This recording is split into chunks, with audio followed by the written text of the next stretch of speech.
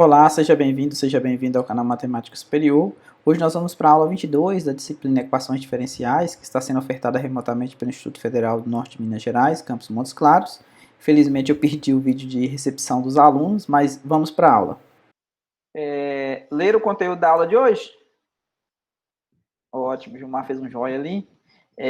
Ontem à noite, então, eu reforcei para que vocês lessem o conteúdo da aula de hoje, porque vai mudar um pouquinho, a gente vai precisar fazer um pequeno malabarismo de constantes para poder substituir o ponto para fazer sentido alguma coisa dos coeficientes dos outros dois casos, né? Na aula de hoje e na aula de segunda-feira que vem.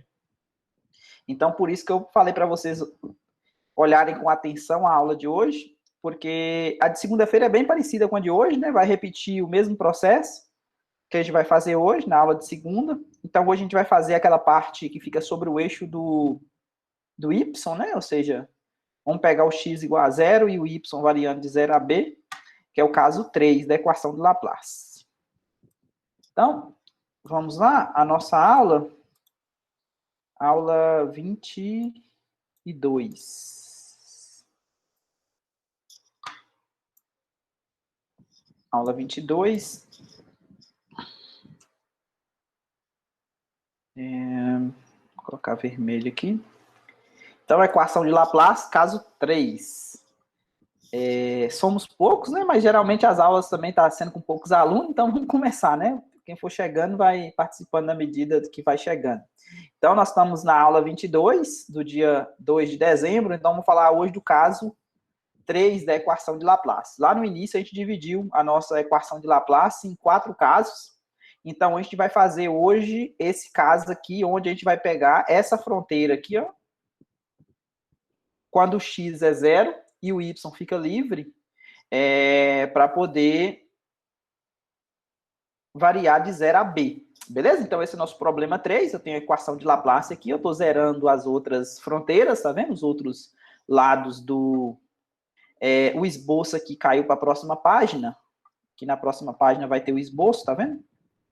Essa situação aqui que a gente está pegando, tá vendo? A gente está pegando esse lado aqui diferente de 0, uma coisa que depende de y, e aí nós estamos pegando o quê? Estamos pegando esse caso e esse caso aqui, as outras 3 fronteiras, como sendo 0. Ok? Então, vamos ver onde que isso aqui vai nos levar. Logicamente, a gente vai utilizar o mesmo método, né? Que é o método de separação de variáveis. Então, vou supor que minha função de 2 variáveis, né? Ela depende de uma função que depende apenas de x e outra que a multiplicação, né? Vezes outra que depende apenas de y. Aqui eu vou novamente usar aquele mesmo processo, né? Ora eu chamo igual a lambda positivo, ora eu chamo lambda negativo. O fato de eu chamar lambda positivo e lambda negativo é aproveitar alguma estrutura que a gente já resolveu. Então, nesse caso aqui, quando você pega o problema 1, vamos gerar o problema A e o problema B, né? Ou seja, o problema A em X e o problema B em Y, do problema 3, né? Por que o problema 3? Porque eu estou no caso 3 da equação de Laplace. Então, quando você pega essa equação aqui em X, né? Essa aqui em X e essa aqui em Y, e coloca as condições iniciais, as condições iniciais são essa e essa. E nós usamos duas dessa aqui para um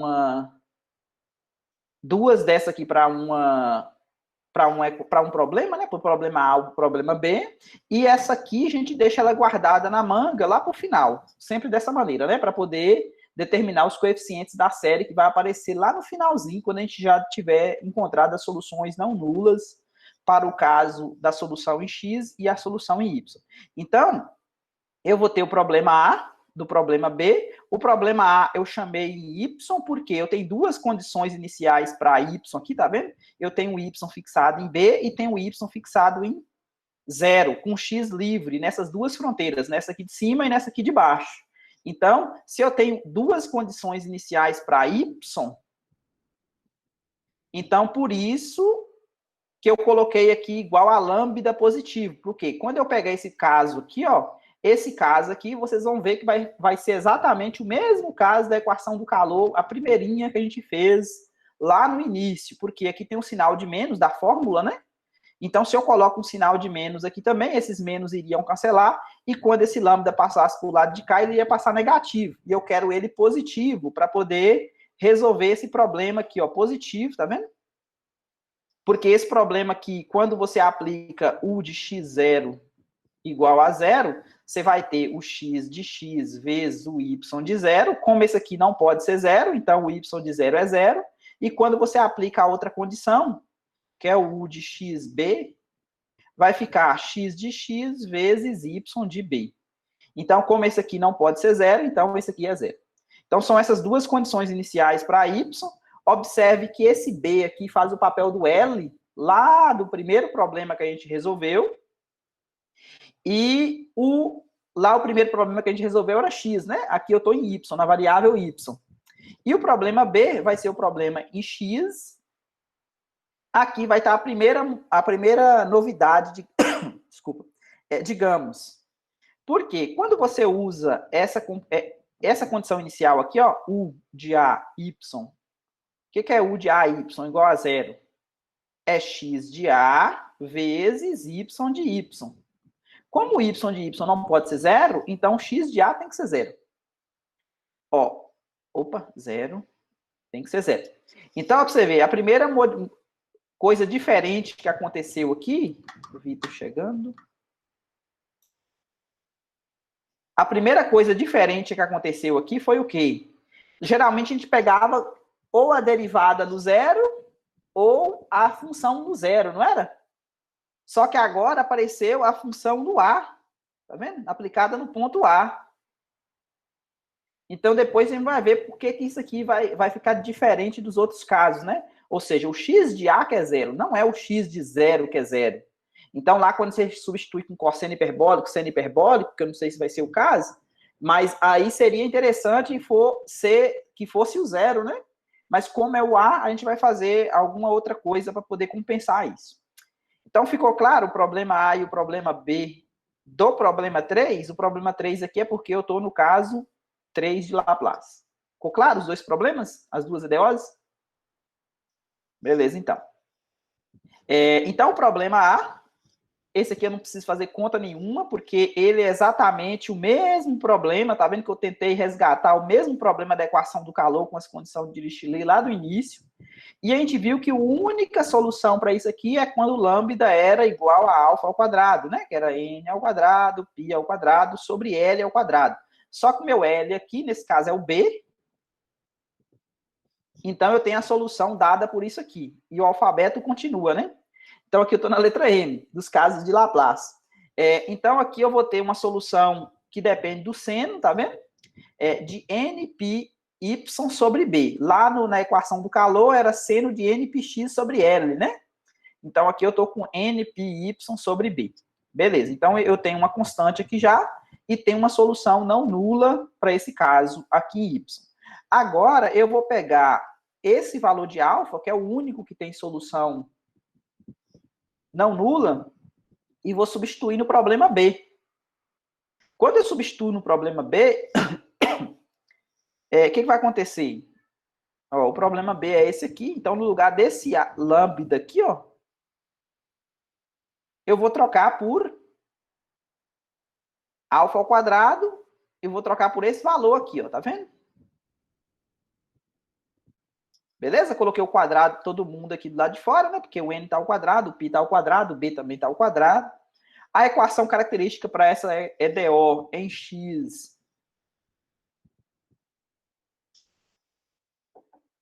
é dada por isso aqui, ó. R ao quadrado menos n ao quadrado, π ao quadrado sobre b ao quadrado. Então, esse pessoal vai passar para o outro lado. Vai passar positivo, então eu vou ter duas raízes reais distintas, igual a gente sempre tem, né? Tá, então, aqui aparece a primeira coisa diferente que eu tinha comentado para vocês. Então, as soluções vai ser o quê? Aqui eu usei um N chapéu, tá vendo? E um O chapéu. Um O tio, né? Tio é circunflexo, digamos. Por quê? Porque o verdadeiro N de N e o verdadeiro O de N, eu vou deixar eles para poder utilizar depois que multiplicar por alguma outra coisa, alguma outra constante. Então, a solução aqui é dada por esse N tio aqui, de N, vezes e elevado a npx sobre b, uma raiz real positiva, tá vendo aqui? A outra negativa aqui, ó. Tranquilo? Quem é esse n chapéu? Esse n chapéu é uma constante qualquer, não é? Se ele é uma constante qualquer, eu vou chamar ele disso aqui, ó. N, tá vendo que esse n aqui é outro n, né? Esse n aqui não tem chapéu. Caio chegando. Esse n que aparece aqui é outra constante que não tem chapéu. Ele varia de acordo com n pequeno também, tá vendo? Igual esse aqui varia. Mas só que ele está multiplicado por esse número, tá vendo? Esse número também varia com n, tá vendo? Essa exponencial. Então é outra constante qualquer. Lembra que as constantes têm que varrer todo o universo? Ou seja, quando você vai pegar as curvas soluções, é a chamada família de soluções, essas constantes varrem o plano todo? Então, o fato de você multiplicar por essa constante aqui, essa exponencial, esse n, chamar o n chapéu dessa maneira, não perde a generalidade, ok? O que você vai fazer é talvez mudar algumas curvas de lugar, ou seja, calcular algumas primeiras do que outras. Da mesma maneira, esse O tio aqui, ó, eu posso chamar ele de ON sem o tio, multiplicado por essa outra exponencial. Observe que essa exponencial aqui ela é negativa, tá vendo? E essa aqui, que multiplicar, na verdade é um número, né? Deixa eu chamar. Ó, essa exponencial aqui ela é negativa, tá vendo? Isso aqui é um número. E essa aqui é positiva. Mais, né? Uma negativa, outra negativa. Então, quando você faz a conta, ó, para vocês verem, na minha solução inicial, eu tinha o quê? Ó, eu vou pegar esse camarada aqui, eu vou fazer a conta aqui para vocês verem. Ó. O que é o n chapéu? O n chapéu é n de n vezes e elevado a menos npi a sobre b. Tá vendo? Eu estou colocando isso aqui no lugar desse. Vezes quem? Vezes e elevado a np x sobre B, beleza? Substituindo aqui, ó. Mais. Quem que é o O chapéu? É o ON vezes E elevado a NP A sobre B vezes quem? Vezes E elevado a menos, né? Daqui, ó. NP X sobre B. Aqui vocês concordam que eu posso conservar a base e somar os expoentes? Que é o que está feito aqui, tá vendo? Aqui, o que dá para colocar em evidência? Esse termo aqui dá para colocar em evidência, não dá? Concorda que vai sobrar x menos a? E aqui, quando eu coloco em evidência esse termo e esse termo aqui, vai sobrar quem? Vai sobrar a menos... Isso, exatamente. A menos x. Como sobrou a menos x, eu escrevi ele desse jeito aqui, ó. É a mesma coisa, não é? Coloquei o menos aqui do lado de fora, tá vendo? Ficou tranquilo para todo mundo?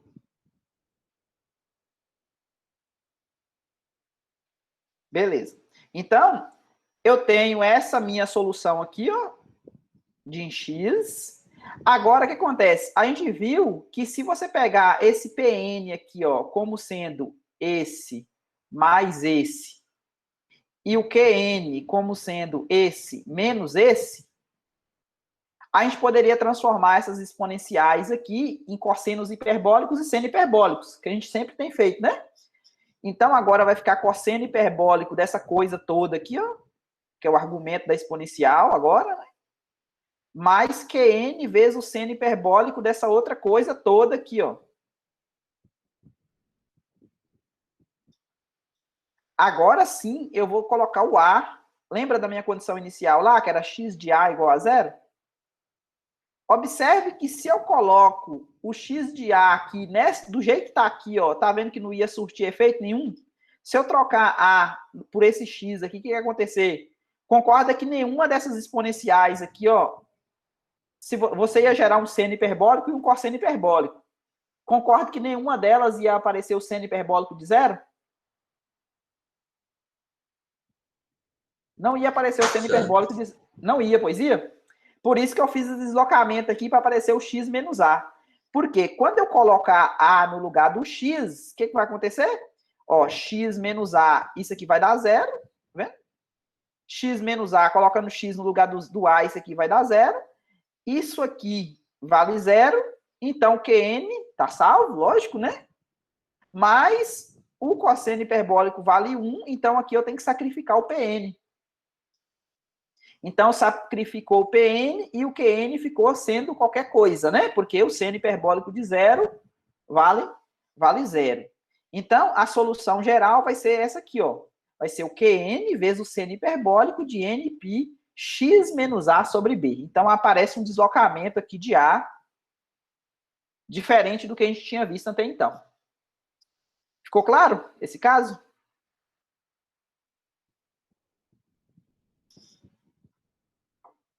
Agora eu vou juntar as duas soluções. Eu vou pegar esse Qn aqui, vou pegar o Mn, eu acho, lá em cima, né? Acho que era o Mn, aqui tá vendo o Mn, vezes o Qn. Quem é esse Mn aqui, ó?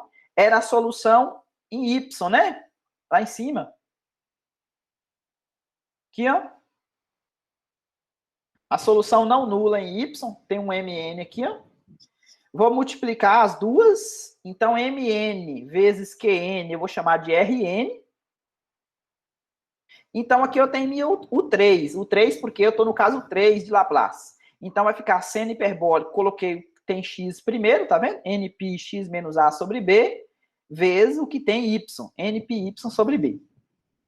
Pronto. Agora, para terminar, falta a gente determinar quem é esse coeficiente Rn. E observe que eu não usei essa hipótese. Essa aqui é sempre guardada para o final, não é?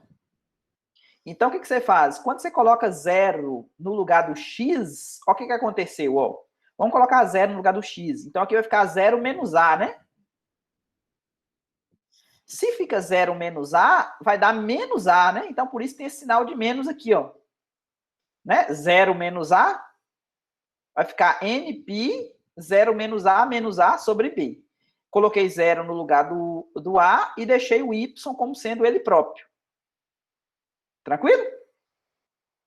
O fato é que essa coisa toda aqui, ó, que eu chamei de... Isso aqui tudo é um número, tá vendo? Vocês lembram da função seno hiperbólico? Seno hiperbólico é uma coisa assim, parecendo uma cúbica, não é? É uma função ímpar, não é? Se é uma função ímpar, vocês concordam que esse menos pode sair para fora? Né? Uma função ímpar.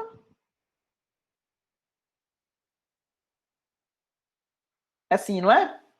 Então, menos pode sair para fora. É exatamente o que aconteceu aqui. Tá vendo que tem um menos aqui, ó?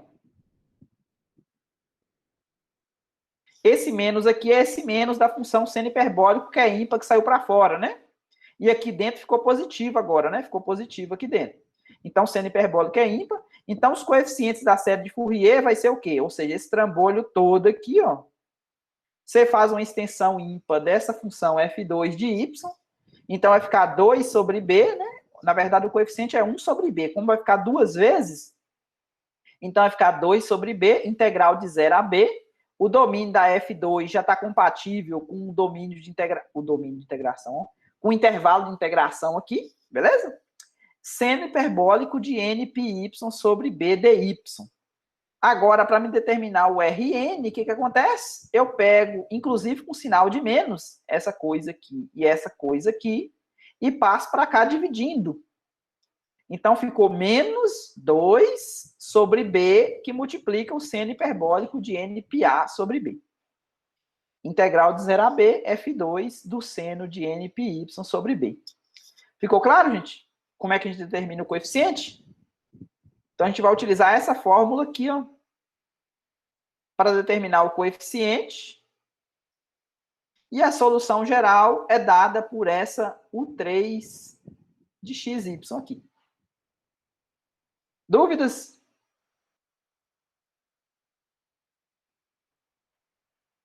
Natália falou ok. Ô, Val, no Oi. fim do dia, esse deslocamento que a gente fez não muda nada na solução final, não? Muda o fato de ser x menos a aqui? Isso. Não muda porque o que acontece? Esse a, o x ele vai estar livre, né? O x ele vai variar de 0 até...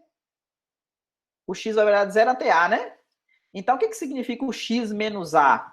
Se você fosse escolher, por exemplo, x igual a zero, você estaria no menos a. Mas só que o seno hiperbólico, o que acontece? Quando você calcula o seno hiperbólico disso, esse n aqui, ó, esse n aqui, ele fica livre, ele está variando aqui, tá vendo? Então, de qualquer maneira, o que vai acontecer, na verdade, é você vai levar essa solução para outro lugar. Se fosse só o seno de npx sobre b, se não tivesse x menos a, você teria uma curva passando por algum lugar, não teria? Quando você pega x menos a, o que vai acontecer? Você vai pegar aquela curva que passaria em um determinado lugar e vai deslocar ela. Mas, como esse n aqui, ó, ele está indo de 1 até mais infinito, uma hora, aquela curva que seria só o x, sem deslocar, ela vai chegar naquele lugar. Então, ela vai preencher a solução toda. Mais na frente aqui no exemplo, que a gente vai fazer, ó, nesse exemplo aqui, vocês vão ver que isso aqui vai gerar essa solução aqui, ó, na verdade é uma superfície de duas variáveis, né, uma função de duas variáveis. Então, quando a gente desenhar isso aqui, ó, inclusive, a gente vai colocar o x menos a, nesse caso aqui o a vai valer 3, né, 3? Acho que sim, né, o y tá de... Isso é 3. 3, tá, aqui é 3 e y, né? Então, o que acontece? Vai aparecer um x menos 3 aqui na solução, né? Na solução geral vai aparecer um x menos 3 aqui, e vocês vão ver que vão gerar uma superfície normal, né? Ou seja, no domínio. A única coisa que vai acontecer é o deslocar uma determinada curva, que você poderia pensar nisso aí como sendo uma curva de grade, digamos, né? Para algum valor, por exemplo, se você fixa o y e deixa o x variar, você vai ter uma curva na superfície, por exemplo. E vice-versa, né? Que são as chamadas curvas de grade. Então, a única coisa que vai mudar é isso. Ficou claro? Vamos determinar o problema de Dirichlet aqui nesse retângulo. Esse retângulo aqui, eu tenho lados 3 para x, né? E 2 para y.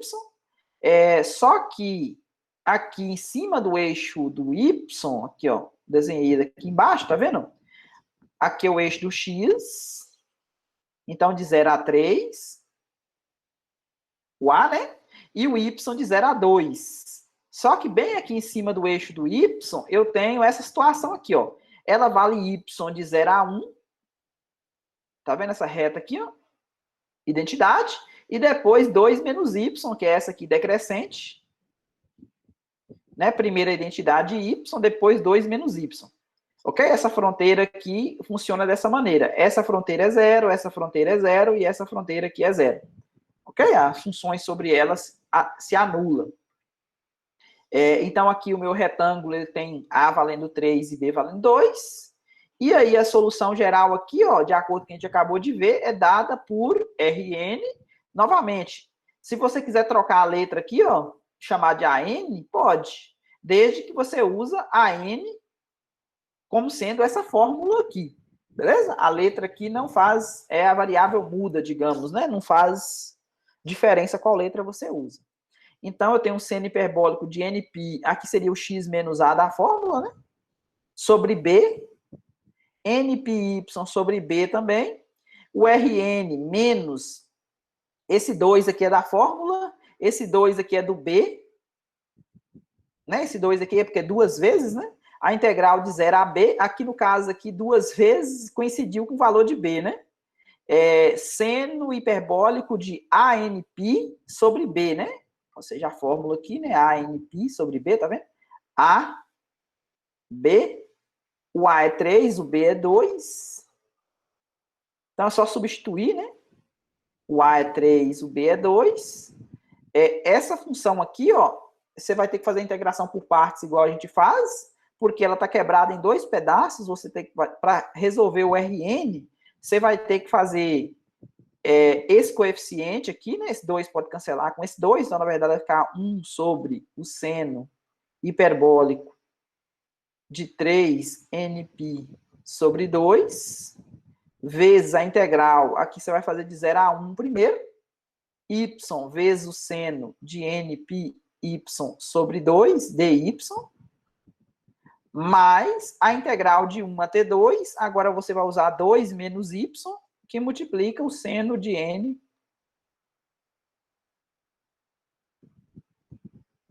Ok? Você vai fazer essa conta aqui, duas integração por partes, e aqui você vai encontrar esse valor aqui. Tá vendo que aqui só possivelmente você vai encontrar alguma coisa que depende de ímpar, tá vendo?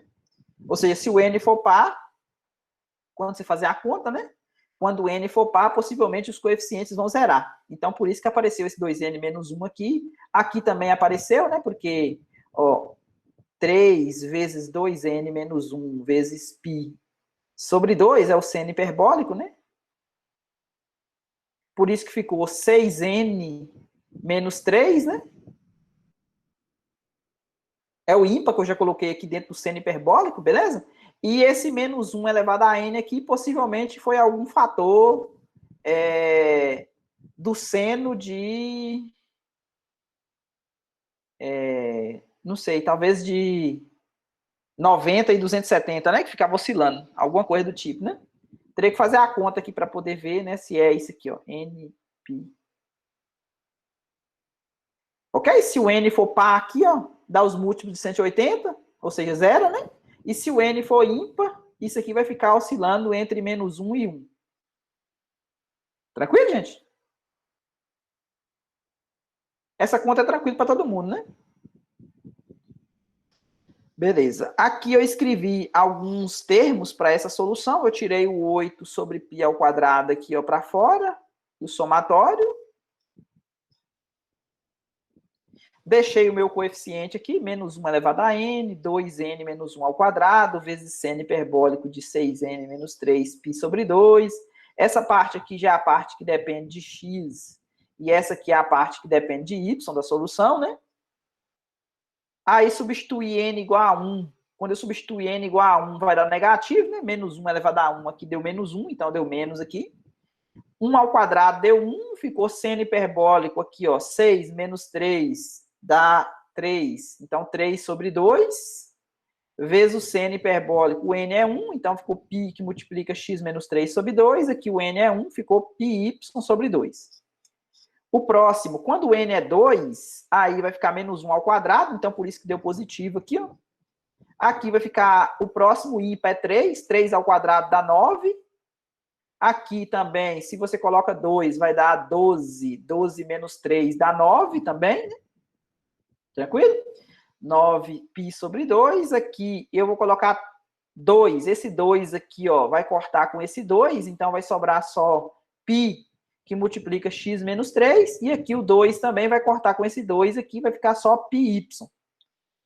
O próximo, quando o n é 3, acontece uma coisa interessante, né? Ó, quando o n é 3, ele vai ficar negativo, né?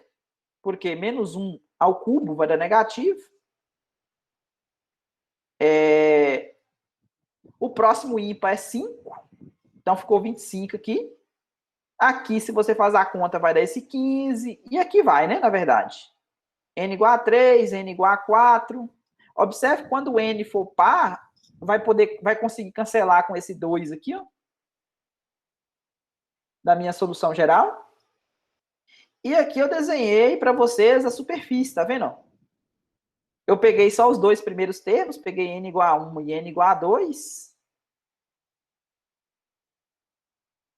E aí dá para vocês observarem, tá vendo aqui, ó, a minha fronteira aqui, ó, quando o y é 0 e o x aqui, na verdade, esse aqui é o eixo do y, esse aqui é o eixo do x, né? O x varia de 0 até 3, beleza? E o y varia de 0 até 2. Essa aqui é a curva y igual a 2, tá vendo? É 0 essa. Essa aqui, o x está fixado no 3, tá vendo? E o y está livre, ou seja, seria essa aqui. Essa aqui, o y está fixado no 2 e o x está livre. Seria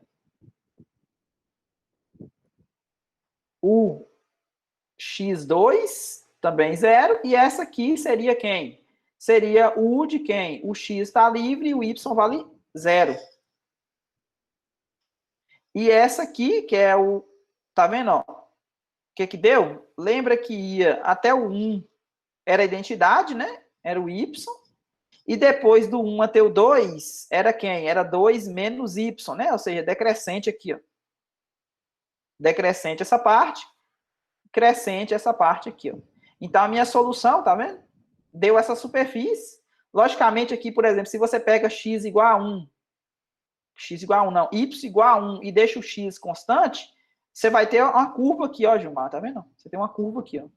Se você pega, por exemplo, você pega aqui, por exemplo, o x igual a 1 e deixa o y variar, você vai ter outra curva aqui, ó. Eu falei para vocês das curvas de grade. Você vai fazer a superfície toda, né? Tranquilo, gente? Então, o que eu tinha planejado para hoje é isso. Um caso por aula, né? Para não ficar muito cansativo. Dúvida da aula de hoje?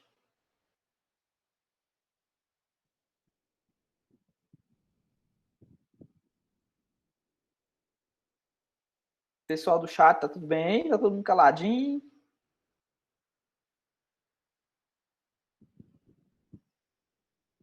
Acho que tá tranquilo. Tá tranquilo? Natália falou tá tudo bem, Vitor também. A prova é parecida com as questões que vocês têm resolvido no trabalho, né? Tipo, não dá para cobrar muita coisa diferente disso que a gente está passando em sala de aula. Em sala de aula? No curso, né?